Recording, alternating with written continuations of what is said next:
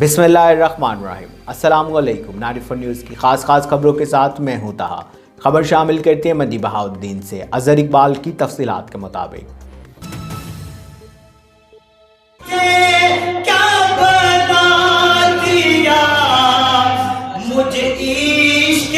तफसीलात के मुताबिक जिला मंडी बहाउद्दीन के गांव डोक सारन में बज़्म आशिकाने मुस्तफ़ा के ज़ेर एहतमाम मरकज़ी जामिया मस्जिद गुलजार मदीना में महफिल मिलाद मुस्तफ़ा का एहतमाम किया गया, जिसमें तलावत कलाम पाक सैयद गुलाम महिउद्दीन ने और नाते रसूल मकबूल का शरफ सैयद गुलाम महिउद्दीन और मियाँ तैयब अली ने हासिल किया, जिसकी निकाबत हज़रत इल्लामा फ़ासी एजाज चिश्ती ने की और इसके बाद हज़रत इल्लामा तैयब रशीद सिद्दीकी कियानी ने ईमानी फ़रोज़ खिताब फरमाया।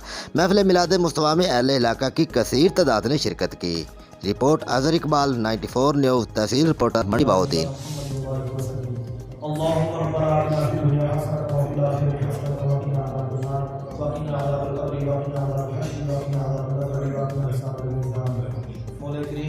अब तक के लिए सिर्फ इतना ही। मजीद खबरों और अपडेट के लिए 94 न्यूज़ के साथ रहिएगा।